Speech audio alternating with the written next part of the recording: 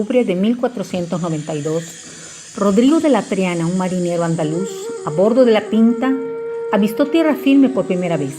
Aquella tierra no se trataba de las Indias que la expedición de Cristóbal buscaba, sino un nuevo continente descubierto. ¿Pero un nuevo continente para quién? La Europa de la época desconocía por completo la existencia de América cuando Colón llegó allí. Por los datos actuales ya sabemos que Colón no fue el primer europeo en llegar a América. Casi 500 años antes, Leif Erikson puso el punto álgido al gran viaje vikingo creando un pequeño asentamiento en las Islas Terranova. Tanto el viaje de Cristóbal Colón como el de Erikson supusieron un gran descubrimiento para sus respectivos tiempos y cultura, pero ambos se encontraron con humanos que habían llegado mucho antes. ¿Pero cuándo? Durante la última glaciación. La creación de grandes bloques de hielo mucho más allá de los límites marcados por los círculos polares. La cantidad de hielo en los casquetes repartidos por todo el mundo era tal que el nivel más alto llegó a bajar hasta 120 metros, creando puentes naturales que permitieron el paso de distintas especies terrestres entre zonas, hoy separadas por grandes cantidades de mar y océano sobre el estrecho de Bering. Emergió uno de esos puentes formados en la región de Beringia, también conocido como el puente de Bering. Según la teoría del poblamiento tardío, esta fue la forma en que el hombre llegó por primera vez a América. Hay quienes afirman que también los habitantes de las regiones australianas y malayo-polinesas llegaron al continente por sus conocimientos de las corrientes marítimas y eloicas. Algunos científicos defienden también la llegada del hombre atravesando el Océano Pacífico o desde Europa. Los primeros pobladores de México se establecieron hace 20.000 años en el norte del país, pero como dependían de la caza y la recolecta, comenzaron a moverse hacia el sur y a concentrarse en el Valle de México por su clima y la abundancia de sus recursos naturales. Aunque todo el territorio que actualmente ocupa México se encontraba habitado, solo en la región conocida como Mesoamérica hubo un desarrollo cultural diverso. Se dividieron en 3 periodos: el periodo clásico, preclásico y el posclásico.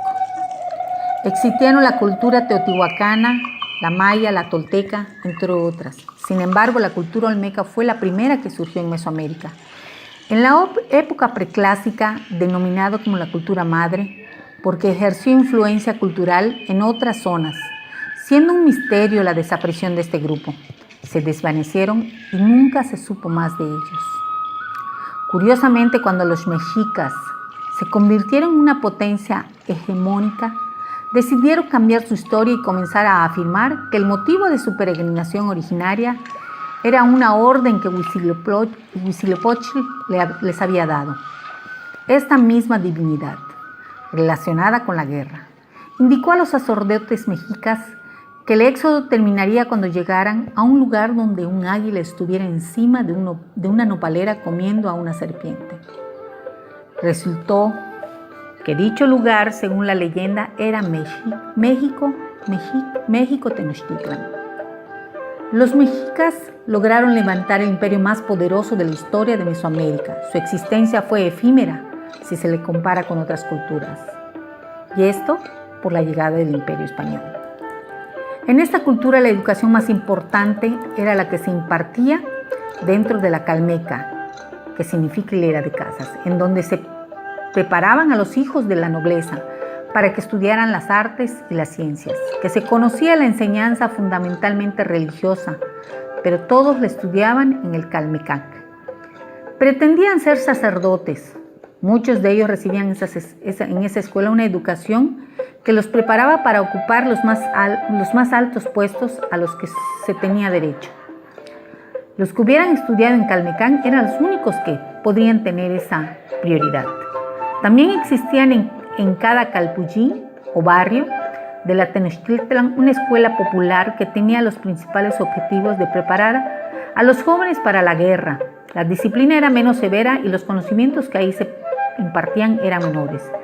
Sin embargo, Una buena parte de la educación consistía en la práctica religiosa y en actos de penitencia y autosacrificio. Estas escuelas se llamaban Telpochcali, que significaba la casa de los jóvenes, y en ellas se educaba gran parte de la mayoría de la población. En otras escuelas se enseñaban baile, canto y los instrumentos musicales. Es muy importante decir que todo lo que hacían y aprendían era motivado por su religión y grandes creencias. La cultura mexica era muy organizada y estricta respecto a su educación, ya que los niños y jóvenes los preparaban desde pequeños y les exigían y les enseñaban mucho, de una manera muy dura, ya que con eso aprendían a ser disciplinados y poder llegar a ser muy buenos sacerdotes, guerreros o esposos. El período conocido como la colonia o el virreinato empieza en el siglo XVI, cuando los españoles al mando de Hernán Cortés conquistaron la antigua México Tenochtitlan. Así fundaron la Nueva España, nombre que los conquistadores le dieron a la actual Ciudad de México. También se conoce esta etapa con el nombre de virreinato. Con el desembarco de los conquistadores españoles en América, comienza un proceso no solo de colonización, sino también de reculturización. Dos tipos de dominación española, la conquista militar y la conquista espiritual. Las órdenes franciscanas, jesuitas y dominicas, establecidas en Nuevo Mundo, obligaban a los nativos al bautizo, a la participación obligatoria en ceremonias católicas y a permitir la reeducación de los infantes. El catolicismo jugó un papel protagónico en la conquista. Los colegios en la Nueva España formaron parte del proyecto humanista de convertir a los indígenas en cristianos, y estas actividades contribuyeron a la conservación de la paz y la tranquilidad del reino. Así pues, el período de la colonia abarca 300 años y está dividido en 3 periodos. Esta etapa empieza estrictamente en el año 1521, cuando cayó el poder de los españoles en la antigua Ciudad de México, Tenochtitlan, y termina en 1821, año en que se declaró la independencia de México. La lucha iniciada por Miguel Hidalgo y Costilla y en contra del dominio del gobierno español en la Nueva España había comenzado en 1810, dando lugar así al nacimiento de México. La independencia no interrumpió la continuidad del proceso de reforma educativa que promovieron la Corte de Cádiz, ni tampoco frenó otros proyectos como la creación de un plan de enseñanza pública general y la formación de un órgano estatal que descentralizara y organizara las actividades de este ramo. En el mundo hispánico, la educación encontró su razón de ser en la tradición católica, lo que le imprimió su carácter de unidad ideológica y cultural. En el México independiente, si bien el proceso de secularización había conducido a que el Estado asumiera casi toda la responsabilidad educativa, no con ello se pensó en revelar por completo a la Iglesia que sus funciones docentes, bajo la vigilancia de los órganos estatales, se insistió que debería continuar desarrollando tareas educativas para cubrir la demanda de las escuelas de primeras letras. Entre 1786 y 1817 se había extendido el decreto que exigía a las iglesias que cumpliera con la obligación de abrir escuelas gratuitas de primeras letras, llamadas desde tiempos atrás escuelas pías, no solo en los conventos, sino en cada parroquia. El interés del ayuntamiento era obvio, pues a través de esta instancia la iglesia ofrecía educación gratuita a los niños sin recursos. La educación para las niñas estaba relegada hasta que Fray Juan de Zumárraga empieza a promover la función de las escuelas exclusivas para ellas. En el mismo lugar donde habían funcionado el Calmecac, o Escuela de los Hijos de los Principales Mexicanos, y de donde había partido la más feroz oposición militar contra los españoles, se fundó en 1536 el Colegio de Tlatelolco, que fue un modelo de conversión abrigado por los franciscanos. Se especificaron los límites de la educación particular en el Reglamento General de Instrucción Pública. expedido por la Corte Española el 29 de junio de 1821, el cual tuvo gran influencia sobre los planes educativos de México independiente. Entre las principales leyes de reforma encabezadas por Benito Juárez, se destaca la de la Administración de Justicia y Orgánica de los Tribunales de la Nación del Distrito y Territorios, o Ley de Juárez, que en fecha 23 de noviembre de 1855, que restringía el poder a los tribunales eclesiásticos y militares. Con la promulgación de la Constitución Política de los Estados Unidos de 1857, se intentó cambiar el concepto de educación. La República restaurada se le llamó a la nueva etapa histórica que comenzó a mediados de 1867 y que duró hasta 1876, es decir, casi una década fue cuando los franceses salieron de México. El gobierno de Benito Juárez y de Sebastián Lerdo se propusieron modernizar el país tras tantos años de guerra, reformando varios aspectos que impedían el desarrollo del país. En 1869 se expidió la Ley de Instrucción Pública, en donde la educación pública sería con carácter obligatorio, gratuito y laico. Benito Juárez, desde la época en que fue gobernador del estado de Oaxaca, tuvo un gran interés por la educación del pueblo, así como en la intensificación de la cultura superior. El 7 de julio de 1859 publicó Juárez el célebre Manifiesto de la Nación, en que da a conocer el criterio de sus gobiernos sobre el problema educativo. El 15 de abril publicó la Ley de Instrucción Primaria, que creaba diversas escuelas, la inspección de la misma, la Escuela de Sordomudos, la Escuela Normal para Profesores de Primeras Letras, la Escuela Preparatoria, las de Jurisprudencia, Medicina y Minas, entre las de Artes, de Agricultura, de Bellas Artes. Gabino Barreda fundó una escuela nacional preparatoria el 19 de febrero de 1868. Su objeto, que la enseñanza fuera conocimiento científico, orientándola conforme a las doctrinas de las filosofías positivas. En 1887 se creó la Escuela Nacional de Profesores o Maestros y en 1891 se reglamentó la ley que establece la educación como gratuita, laica y obligatoria. Asimismo fueron instituidos los llamados comités de vigilancia, para que los padres y los tutores cumplieran con la obligación constitucional de mandar a sus hijos o pupilos a la escuela. Se fundaron academias en ciencias, artes y técnicas. En 1905 se creó la Secretaría de Instrucción Pública y Bellas Artes, encabezada por Justo Sierra, y en 1910, con el mismo se creó la Universidad Autónoma de México. El desarrollo educativo del país durante el Porfiriato se aprecia claramente por regiones. El Distrito Federal acaparó el 38% de la población alfabetizada. Con la mayor población indígena, tenían los índices más bajos de alfabetización. El 70% de la población en México era analfabeta. Hubo pocas oportunidades y poca aportación del Estado en educación a las clases sociales bajas. La revolución hizo enfrentarse a la forma de gobierno del dictador Porfirio Díaz. De ahí que el pueblo se levantara en armas y se vendría la revolución a través de las cuales se obtendría una mejor calidad de vida. Inició la escuela popular, la cual debía llegar hasta los rincones más pobres de nuestro país. Como principales cambios en la educación, se comenzó a enseñar artes y oficios en las escuelas. La prohibición al clero de impartir educación y la obligatoriedad de la educación elemental. Para hacer llegar la educación a todos los rincones del país, se crearon las escuelas rudimentarias.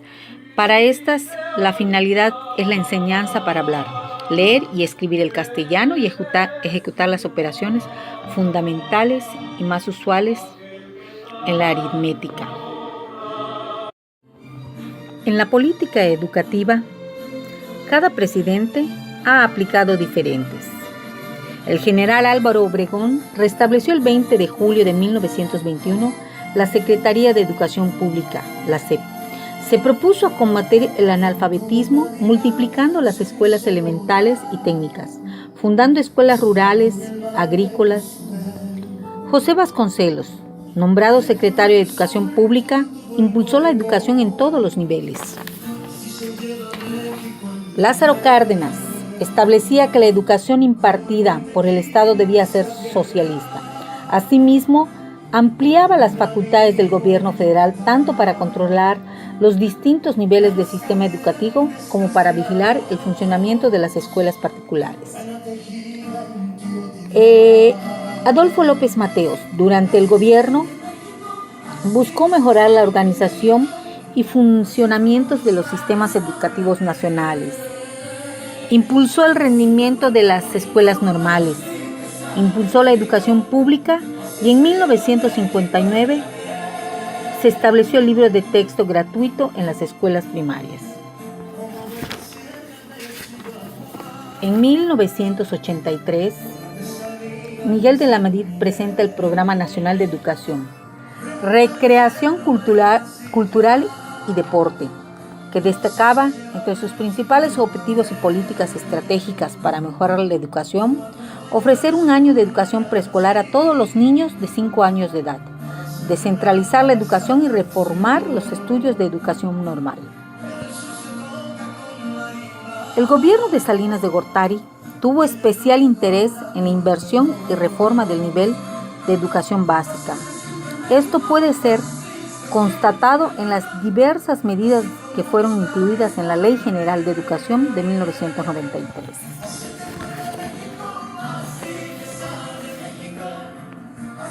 De igual forma, en materia de educación, el gobierno Cedillo busca el progreso o desarrollo a nivel nacional e internacional. De igual forma, plantea una mayor atención a las necesidades educativas indígenas.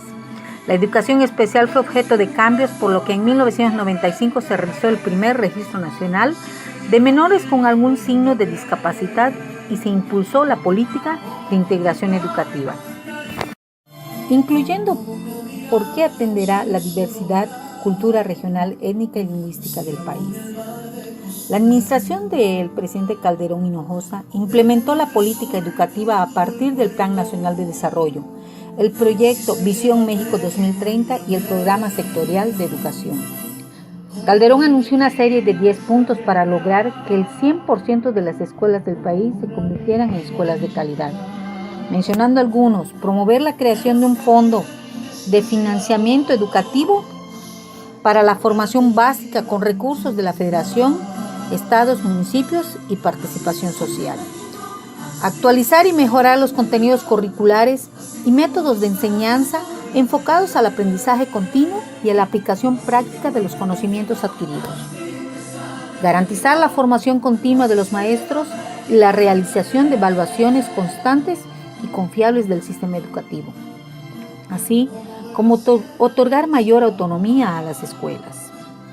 Impartir una educación con formación integral que impulse valores democráticos, cívicos, del ciudadano al medio ambiente, deportivos, artísticos y el gusto por la lectura. Por su parte, la política educativa en la gestión peñista la abordaremos a través del Plan Nacional de Desarrollo que presentó al inicio de su administración. De esta manera, nos interesa el eje de México con educación de calidad. Fue el Plan Nacional de Desarrollo 2013-2018 del presidente Enrique Peña Nieto. Básicamente, el plan tiene 5 objetivos en materia educativa, al igual que las estrategias implementadas por Calderón. Desarrollar el potencial de los mexicanos con educación de calidad. Garantizar la inclusión y la adquisición y la equidad en el sistema educativo. Ampliar el acceso a la cultura como medio para la formación integral de los ciudadanos. Promover el deporte de manera incluyente para la formación y fomentar una cultura de salud. Hacer del desarrollo científico tecnológico y la innovación, pilares para el progreso económico y social. La actualización y evaluación del personal docente y de apoyo técnico pedagógico, aunado a la modernización de la infraestructura, la promoción de la inclusión de las TIC, disminuir el abandono escolar e implementar un sistema nacional de evaluación.